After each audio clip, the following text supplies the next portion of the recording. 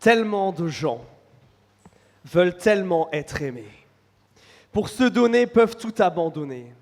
Tellement d'erreurs qu'on pourrait éviter si l'on savait juste un peu patienter. Donne-moi le temps d'apprendre ce qu'il faut apprendre. Donne-moi le temps d'avancer comme je le ressens. Il n'y a pas d'amour au hasard, ni rencontre trop tard. Mais sois patient. Quand je me donne, c'est vraiment, j'attendrai que tu m'attendes.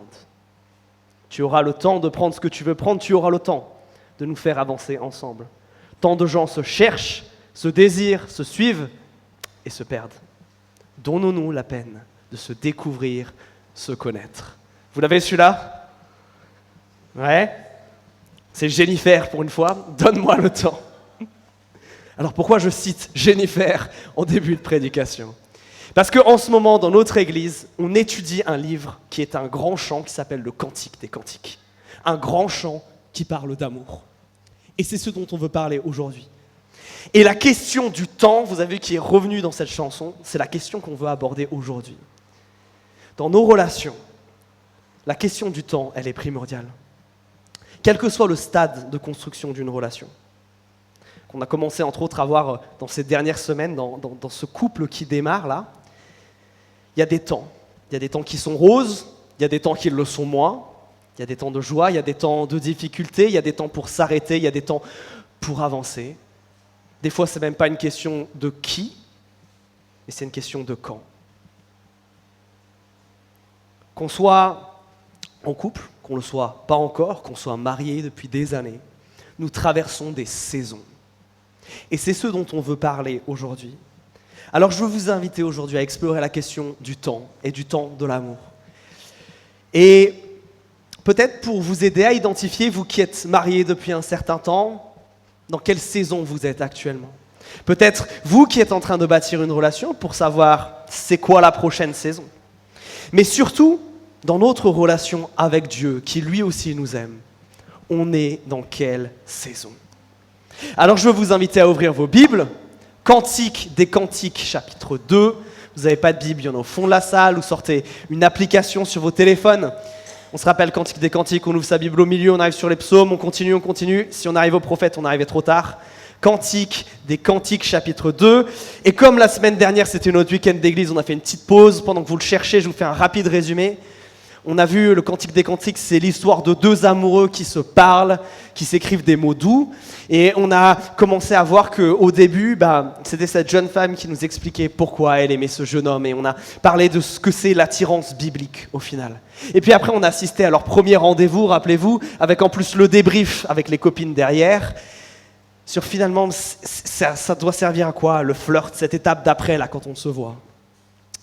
Mais maintenant, les choses vont commencer à être un peu plus sérieuses entre eux deux. Et c'est ce qu'on va lire maintenant. Cantique des Cantiques, chapitre 2, je commence à lire au verset 8. « Écoutez, c'est mon bien-aimé, il vient, sautant sur les montagnes, bondissant sur les collines. Mon bien-aimé est semblable à la gazelle, au fond des biches. Le voici, il se tient derrière notre mur, il regarde par la fenêtre, il épie par le treillis. Il prend la parole, mon bien-aimé. Il me dit, lève-toi mon ami, ma belle, et viens. Car l'hiver est passé, la pluie a cessé, elle s'en est allée. Dans le pays, les fleurs paraissent, le temps de chanter est arrivé. Et la tourterelle se fait entendre dans notre pays. Le figuier forme ses premiers fruits, les vignes en fleurs exhalent leur senteur. Lève-toi mon ami, ma belle, et viens. Ma colombe, dans le creux des rochers, dans le secret des escarpements, fais-moi voir ton visage, fais-moi entendre ta voix, car ta voix est douce et ton visage est joli. Je m'arrête là, pour le moment. Vous avez vu que tout ce texte tourne autour d'une idée de saison, et particulièrement du printemps, n'est-ce pas ? On nous en parle de ce printemps. Les mois froids de l'hiver, où chacun reste confiné chez soi, sont terminés. Et nos amoureux sortent pour se rencontrer, c'est le printemps. La nature est en émoi et nos amoureux aussi. Et j'aimerais vous parler, de manière un peu métaphorique, mais du printemps dans les relations. Le printemps dans ce texte, c'est certainement un temps de joie, mais c'est avant tout un un temps de construction, un temps au final où nos amoureux veulent apprendre à se connaître, un temps où la relation se développe et comme les plantes qui grandissent de manière exponentielle à cette saison, eux aussi. Notez que si vous vous rappelez de ce qu'on a vu il y a quelques semaines, on est un peu moins dans des expressions de leur désir mutuel l'un pour l'autre, de ce qu'ils aiment chez l'un chez l'autre. Là, on nous parle plutôt de ce qu'ils découvrent.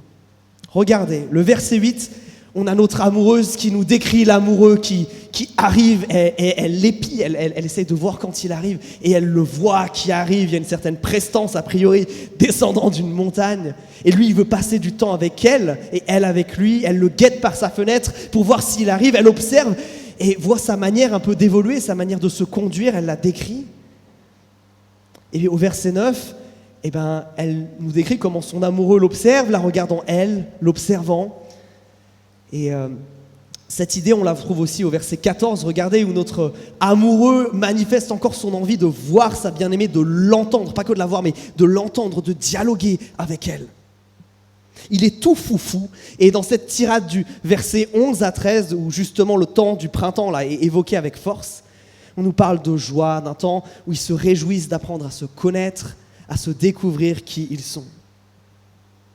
Et regardez tout ce qu'ils découvrent. Elle note d'abord son comportement, comment il descend de la montagne, là, il ressemble à quoi, c'est quoi son allure. Pas seulement, elle nous a parlé de son physique déjà, mais là c'est comment il est dans son environnement, comment il se comporte. Comment il agit autour d'elle, autour de sa maison, autour de sa famille. Lui s'approche aussi progressivement de son lieu de vie avec elle. Rappelez-vous, dans leur premier rendez-vous, ils s'étaient isolés à l'écart, dans la nature. Là, il vient jusqu'à chez elle. Il regarde par la fenêtre, observe son quotidien, observe sa famille. Les deux cherchent au final à voir comment ils sont au naturel. Et les premiers fruits de leur amour commencent à germer. Ils cultivent ces joies, cette simplicité d'apprendre à se connaître. C'est tout mignon, tout beau. Et la joie de l'attirance du texte dernier, ici, se substitue à la joie d'apprendre à se connaître. Ils se réjouissent. Et je crois que cette idée de connaissance de l'autre, elle est hyper importante. Que vous soyez en train de construire une relation ou que ça se passe déjà plusieurs années. Pour vous qui construisez ou qui êtes célibataire, il suffit de parler presque 10 minutes, et peut-être avec certains un peu moins, qui sont mariés depuis plusieurs années, pour qu'ils vous disent que la vie en rose, c'est pas tout le temps. Non, il y a des saisons. Il y a des saisons où c'est plus facile que d'autres. Il y a des difficultés, il y a des joies. L'attirance seule, ce qu'on a vu jusqu'à présent, ne suffit pas. Le plaisir de la présence de l'autre ne suffit pas à nourrir la relation. En fait, ça, c'est comme un goûter. Le goûter qu'on prend à 16h, là, qui nous cale un petit peu. Mais qui ne nous cale pas vraiment. C'est bon, c'est sucré, ça fait du bien, ça nous fait patienter quelques heures, mais si on n'a pas un vrai repas derrière, qu'est-ce qui se passe? Hypoglycémie. Et si je file ma métaphore, la vie, elle crée des appels de sucre qui ne peut être comblé que par le vrai repas de la connaissance de l'autre. Une connaissance vraie, une connaissance intime, une connaissance de qui il ou elle est.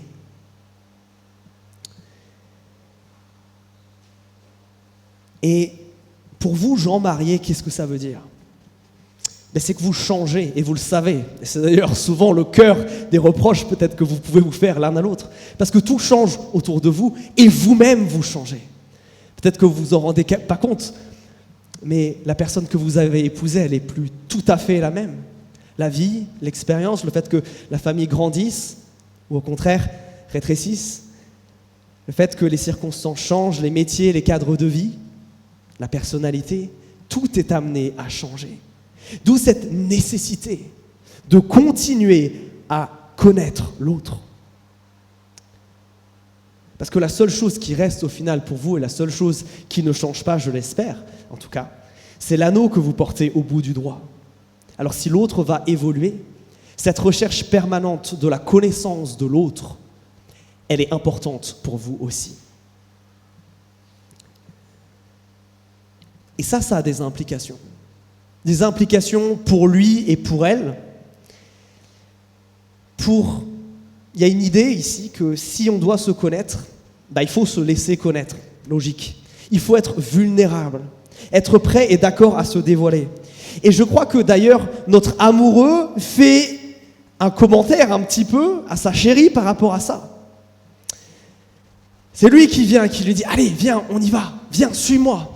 Et puis, il y a ce verset 14. Peut-être que vous l'avez trouvé un peu bizarre parce qu'encore une fois, on nous parle de colombe. Vous vous rappelez la dernière fois, il l'a comparé à une colombe pour dire qu'elle était jolie. Alors, on n'avait pas tout à fait compris ce que ça voulait dire dans les subtilités.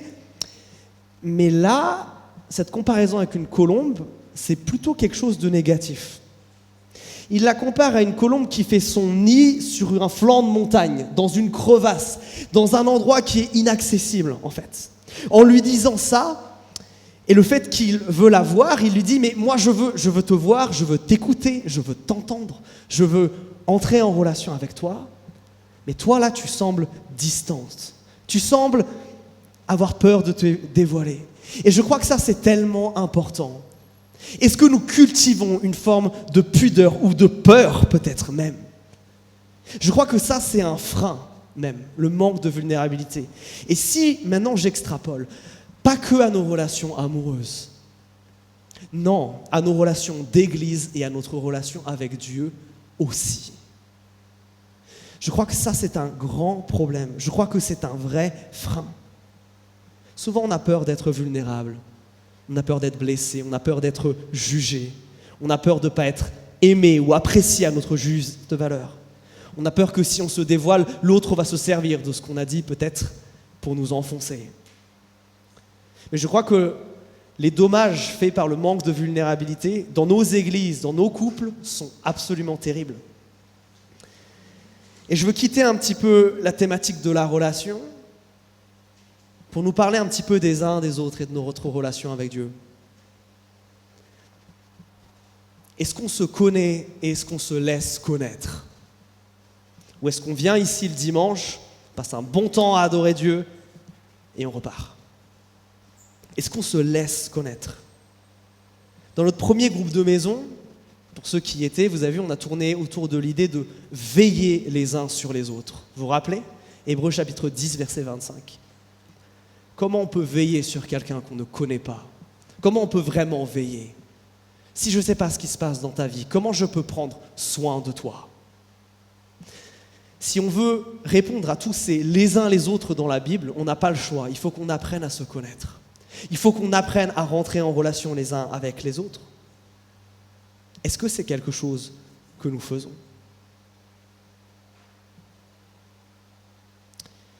Et je crois que c'est d'autant plus important parce que c'est aussi quelque chose qui se passe avec Dieu. Et c'est aussi bien souvent quelque chose que Dieu veut utiliser. Vous avez remarqué que bien souvent, je ne sais pas si vous pouvez témoigner de la même chose que moi, mais les grandes choses que Dieu fait dans ma vie, souvent il se sert de quelqu'un d'autre. Il y a des choses qui se passent dans le 1 à 1 avec notre relation avec lui, mais bien souvent Dieu va utiliser un frère, une sœur, quelqu'un d'autre qu'il va amener dans ma vie et par lequel il va amener délivrance et restauration. Et je suis marqué à quel point ces derniers temps, je me suis rendu compte de ça, c'est un thème biblique, ça. Jacques chapitre 5, on nous parle de nous confesser nos péchés les uns aux autres, et de prier. Mais ça, c'est associé à une promesse de guérison. Dans la Bible, on nous dit que si on est assemblés ensemble, à chercher la volonté de Dieu, ensemble, alors on a la promesse de sa présence. Ce ensemble, il est tellement fondamental. Le fait qu'on se connaisse, c'est tellement fondamental. Bien souvent, ce que Dieu veut faire en toi, il veut le faire en utilisant l'Église. Et c'est pour ça que chez nous, les groupes de maison sont si importants. Et c'est pour moi l'occasion de te le rappeler et de t'inviter encore une fois à rejoindre un groupe de maison. Parce que c'est là qu'on vit cette vulnérabilité. Mais ça nous parle aussi de notre relation directement avec Dieu. Je crois qu'une des grandes caractéristiques de Dieu, c'est qu'il est un peu comme cet amoureux-là. Il aime se dévoiler, il aime se laisser connaître. Le problème, c'est que bien souvent Dieu s'approche de nous, il vient toquer jusqu'à la porte de notre cœur, à la porte de notre maison. Lui vient s'approcher de nous, lui veut nous inviter, comme l'amoureux au verset 10, là, à ce qu'on le suive, à ce qu'on le découvre, à se laisser connaître. Et bien souvent, nous faisons ces petits nids dans la montagne. On s'éloigne de sa présence. Mes amis, rappelez-vous que Dieu ne s'impose pas. Dieu, c'est un gentleman en fait. Il n'impose pas sa présence. Il est toujours intentionnel pour se laisser connaître par nous, mais il ne va pas nous forcer. Et ça me pose une question. Est-ce que même avec Dieu, on a un problème de vulnérabilité ? Dieu sait tout. Dieu sait nos pensées, même les plus intimes. Mais est-ce que c'est quelque chose qu'on cultive avec lui ? Est-ce que vous parlez avec Dieu de ça, là ? De ce qui touche le fond du cœur ? De ce qui fait peut-être un peu mal ? Ou c'est quelque chose qui est très passif chez vous, où vous dites « Non, mais de toute façon, Dieu sait, et Dieu fera, et je le laisse de côté. » Toute relation se cultive, mes amis, et celle avec Dieu, c'est sans doute la plus importante. Est-ce que nous sommes vulnérables avec Dieu ? Est-ce que nous sommes vulnérables les uns avec les autres ?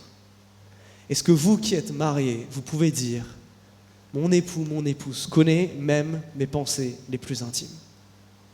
Est-ce que vous qui construisez une relation, c'est quelque chose que vous voulez, quelque part, être intentionnel de développer ?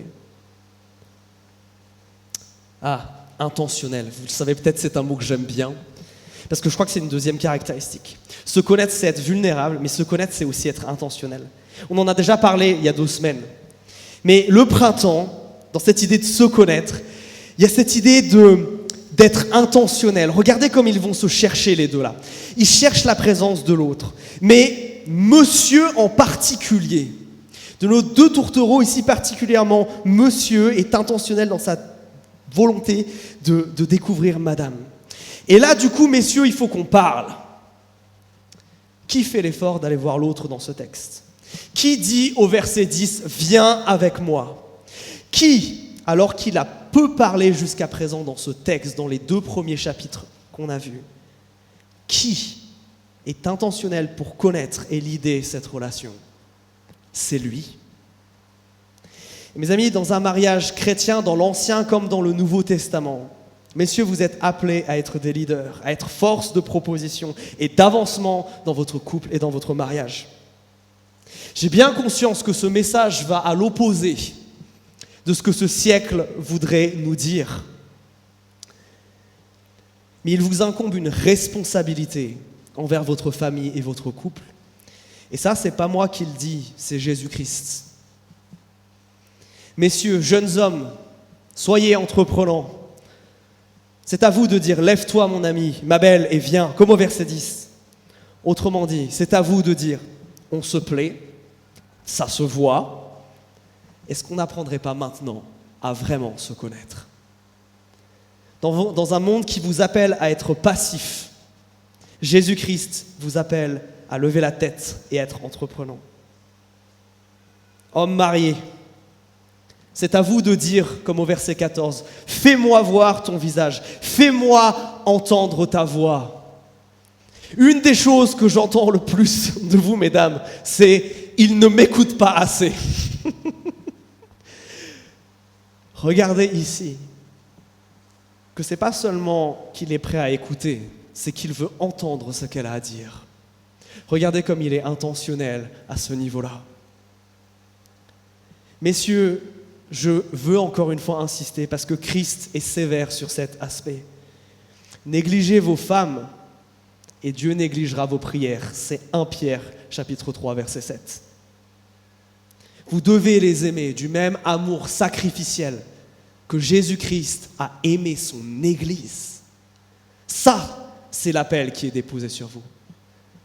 C'est pour ça que ces relations sont aussi si importantes. Et ça, c'est ni une opinion, ni une suggestion, mais c'est un devoir que Jésus-Christ dépose sur nous. Et vous, mesdames, il y a l'idée d'être vulnérable. Mais ces messieurs doivent être intentionnels, mais vous, est-ce que vous êtes prêts à l'être ? Et je crois que c'est hyper important dans ce temps d'apprendre à se connaître. Est-ce que je suis capable de fendre l'armure ? Est-ce que je suis capable de répondre à cet appel-là du verset 14 ? Est-ce que je suis capable de suivre celui qui me dit, comme au verset 10, « Viens avec moi ». Alors, dans tout ce qu'on vient de dire, est-ce qu'on se connaît les uns les autres ? Est-ce que mari, vous connaissez vos femmes? Femmes, est-ce que vous connaissez vos maris?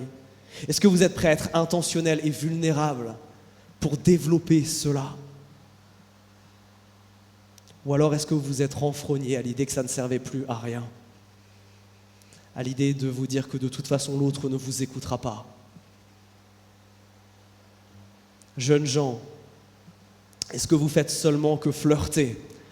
Ou à un moment vous allez chercher à apprendre à vous connaître?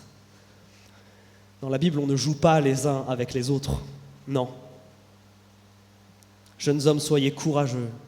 Jeunes femmes, soyez vulnérables. Pour que le discernement puisse s'opérer.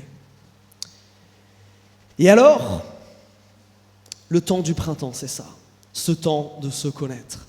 Est-ce que vous êtes dans cette saison-là? Est-ce que vous vivez cela? Parce qu'après le temps du printemps, on nous évoquait que l'hiver était passé, cette saison de difficulté. Et puis après le printemps, il y a l'été. Il y a un changement de saison. Mais on va voir que ce changement de saison, cette joie-là qui anime monsieur, elle ne va pas tout à fait animer madame. Continuons la lecture du texte. Regardez. Verset 15. Saisissez pour nous les renards, les petits renards qui ravagent les vignes, alors que nos vignes sont en fleurs. Mon bien-aimé est à moi et je suis à lui. Il paît parmi le lys, avant que souffle la brise du jour et que les ombres fuient. Va et reviens, mon bien-aimé. Sois semblable à la gazelle, au faon des biches sur les montagnes escarpées. Notez la similitude entre le verset 8 et le verset 17, quasiment les mêmes. Mais là où elle se réjouissait qu'elle vient, au verset 17, elle le rembarre. Elle lui dit de s'en aller et de revenir plus tard. Qu'est-ce qui se passe ici?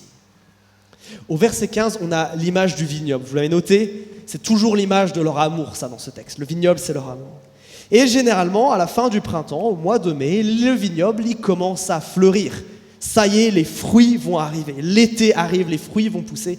Et c'est censé être une image de joie. Et elle reconnaît que leur amour a grandi. Lui l'a dit dans son poème, là, de versets 11 à 13. Et elle le dit aussi, elle fait le même constat. Notre vigne, elle est en fleurs, on est prêt à passer à l'étape d'au-dessus, on est prêt à grandir quelque part.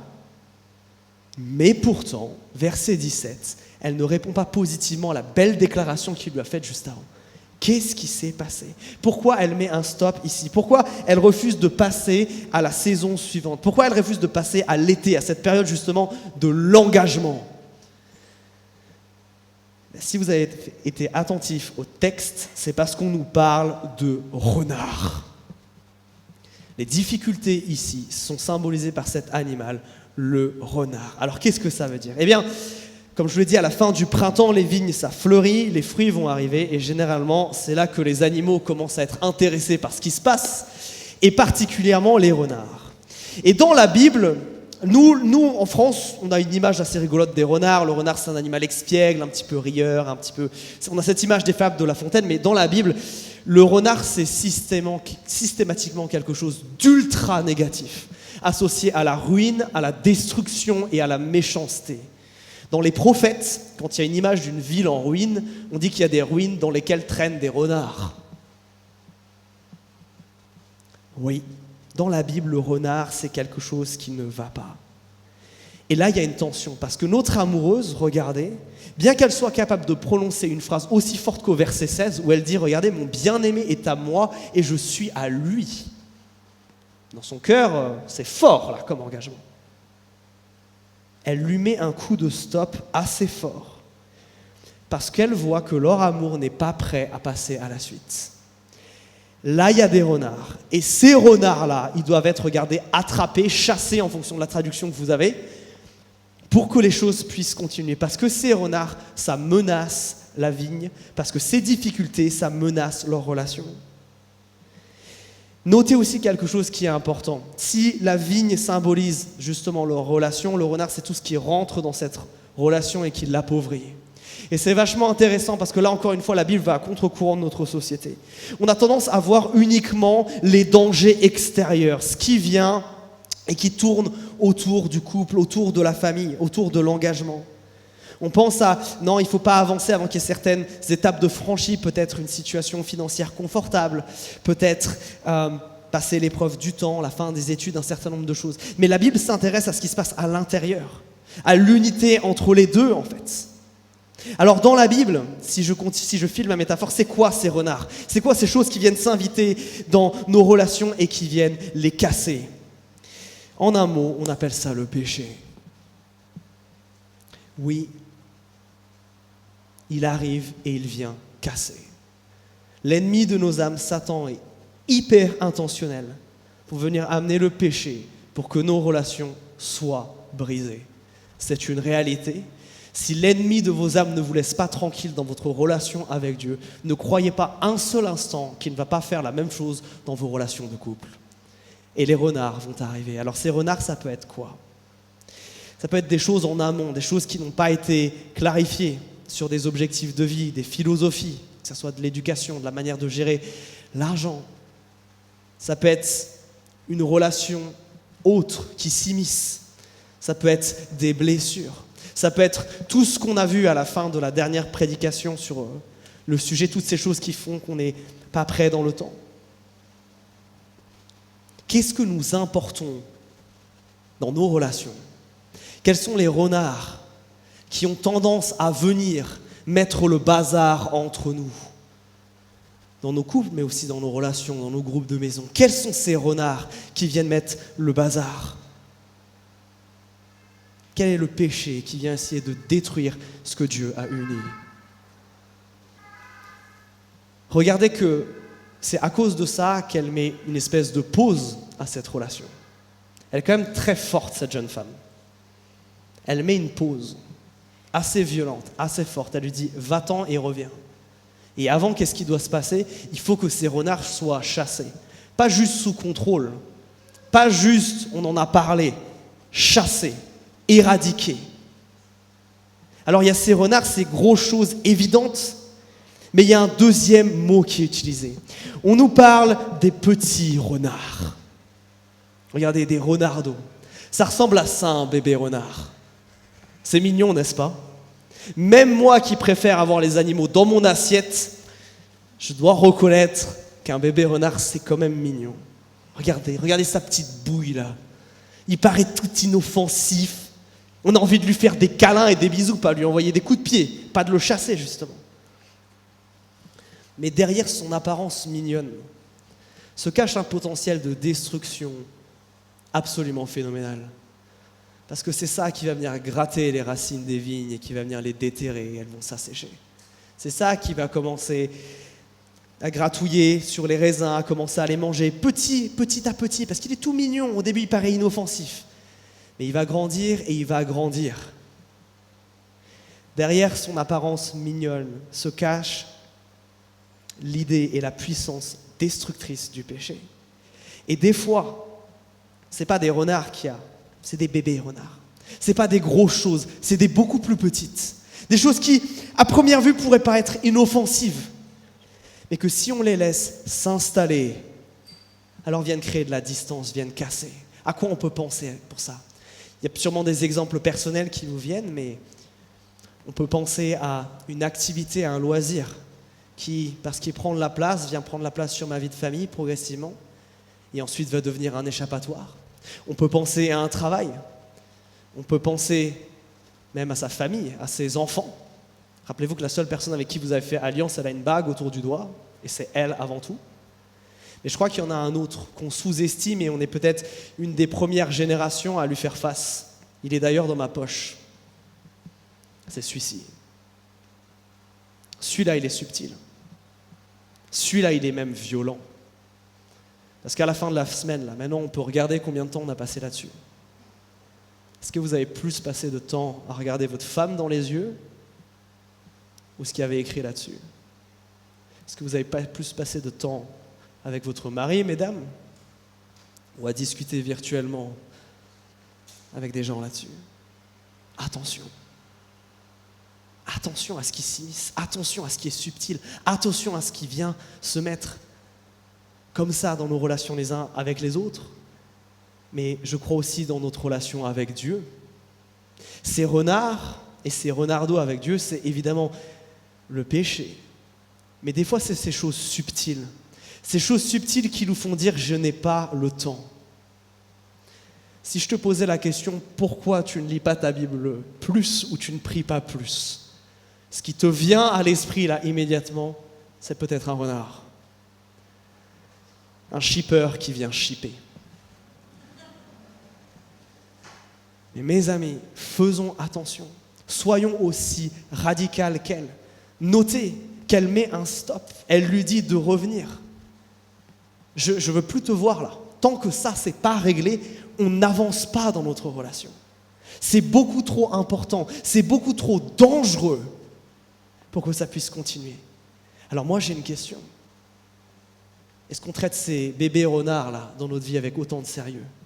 Est-ce qu'on, même ces autres plus gros choses, ces renards là, est-ce qu'ils se sont maintenant installés? Est-ce qu'ils ont fait des dégâts au point où on n'ose même plus s'attaquer à eux? Qu'est-ce qui, dans ton couple là, le met en danger? Parce que ce que le texte nous dit, et c'est ce que j'admire particulièrement ici, c'est à quel point elle est radicale avec ce problème. À quel point elle met un stop. Mais alors qu'est-ce que ça veut dire? Comment on enlève les renards? Comment on les chasse? Je crois que ce texte nous donne 3 grands principes. Le premier, regardez, c'est quand elle ne dit pas « chasse les renards de ta vie et ma vie ira mieux ». Il y a un pluriel là. Chassez les renards. Unis, à 2. Et bien souvent, on oublie que si Dieu nous a donné quelqu'un, c'est un moyen de sanctification. Que si vous êtes dans la vie l'un de l'autre, c'est parce que Dieu va utiliser l'autre pour vous sanctifier. Bien souvent, on oublie ça. On voit la paille ou la poutre des fois dans l'œil de l'autre. Et ce qu'on oublie bien souvent, c'est que Jésus-Christ veut nous utiliser pour enlever sa paille à lui. Ma question, c'est est-ce que vous avez démissionné? Est-ce que vous avez démissionné d'être la personne que Christ a choisie dans la vie de votre époux, de votre épouse, pour être ce moyen-là de sanctification? Est-ce que vous êtes encore prêt à vous battre pour ça? Chasser au pluriel, chasser à 2. Ça implique que donc, il n'y en a pas un qui regarde et qui fait « le renard est là » et que l'autre il s'épuise à courir après. Non. Le renard c'est un animal agile, justement. Il faut s'y mettre à 2, il faut être en équipe sur ça. Est-ce que des fois, par rapport à ça, justement, c'est pas un qui voit la difficulté sur l'autre et qui critique, sans apporter l'aide qu'il devait apporter à l'autre? Peut-être que nous devons rentrer dans un temps de chasse au renard. Alors, je vous ai dit, je crois que cette chasse au renard de nos vies, l'unité, elle est primordiale. Mais je crois qu'il y a un élément de radicalité qui va avec ça. Je l'ai mentionné plusieurs fois. Parce que je dis, elle arrête complètement cette relation. Elle ne poursuit pas avec lui tant que ce n'est pas réglé. Est-ce que nous traitons ces renards de la même manière? Ou parce qu'ils ont une apparence un peu mignonne, on leur laisse encore de la place? Que ce soit dans notre vie avec Dieu ou dans notre vie les uns avec les autres. C'est ce péché-là, celui que tu traînes un petit peu depuis un moment, qu'à force tu te dis, bon bah je le commets, mais je demande pardon à Dieu, donc ça va. Non, Jésus-Christ est mort pour ça. Mort pour te pardonner, mais la même grâce qui te pardonne, c'est aussi la grâce qui veut te transformer. Elle est là, la bonne nouvelle. C'est que si c'est du péché, alors il y a l'espoir de la transformation apportée par Jésus derrière. Est-ce que nous sommes unis? Est-ce que nous sommes radicales? Et il y a un dernier élément qui est fondamental. C'est ce tandem de grâce et d'humilité. Parce que si vous n'êtes pas prêt à faire grâce, vous n'êtes pas prêt à aider l'autre. Si vous n'êtes pas humble, vous n'êtes pas prêt à être remis en cause. Et bien souvent, si ce tandem n'est pas là, alors on n'est pas d'accord sur qu'est-ce que c'est qu'un renard. Si ce tandem n'est pas là, alors on n'est pas d'accord de se remettre en question. Alors si ce tandem n'est pas là, quand l'un faute, l'autre l'écrase au lieu de lui pardonner. On a un Jésus justement qui est tout le temps comme ça avec nous, qui lui justement nous ouvre cette grâce tout le temps, quand nous sommes prêts à nous humilier. Parce que l'Écriture dit, Dieu fait grâce aux humbles, mais il résiste aux orgueilleux. Est-ce que ce qui vous caractérise dans votre relation avec l'autre, c'est ça? la grâce et l'humilité. La capacité à me dire que non, l'autre ne veut pas forcément juste me saouler, mais a peut-être quelque chose d'important à me dire parce que ça a un impact sur nous. Est-ce que j'ai la grâce en moi, la capacité à pardonner, à dire tu as encore loupé, tu t'es encore planté, mais viens, c'est reparti, on ne s'arrête pas là.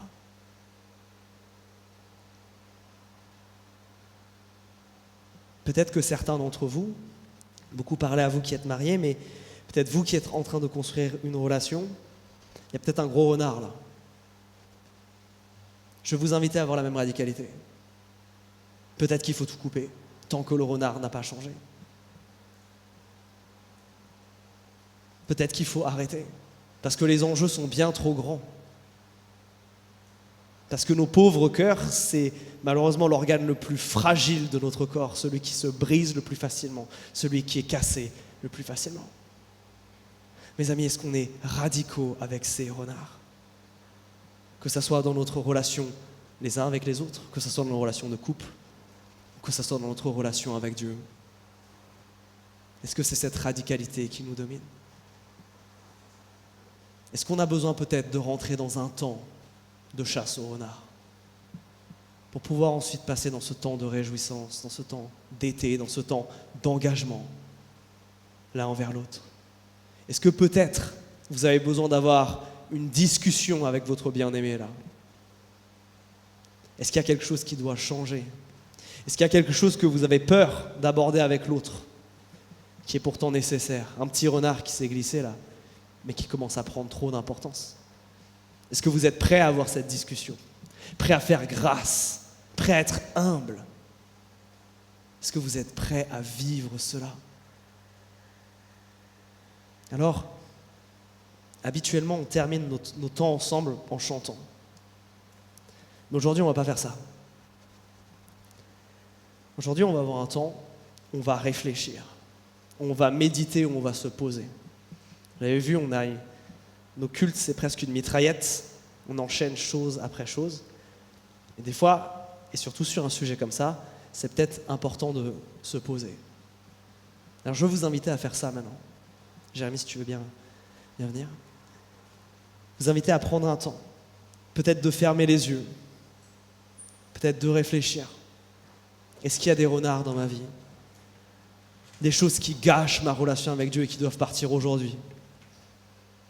Est-ce qu'il y a des renards dans mes relations avec quelqu'un de l'Église qui doivent partir pour qu'on puisse se réjouir vraiment ensemble, adorer Dieu en vraie unité et en vraie joie? Est-ce qu'il y a des renards dans ma relation avec mon époux et mon épouse? Est-ce qu'il y a des choses que je ne vois pas et qu'il faut que je voie? Est-ce qu'il y a une conversation difficile que je dois avoir? Je vais vous inviter à prendre vraiment un temps de silence qui va durer maintenant plusieurs minutes. On peut juste parler à Dieu. On peut lui demander, on peut aller devant lui et lui dire « Ok, est-ce qu'il y a quelque chose? Montre-moi, parle-moi, convainc-moi s'il y a quelque chose. » Alors passons un temps avec Dieu.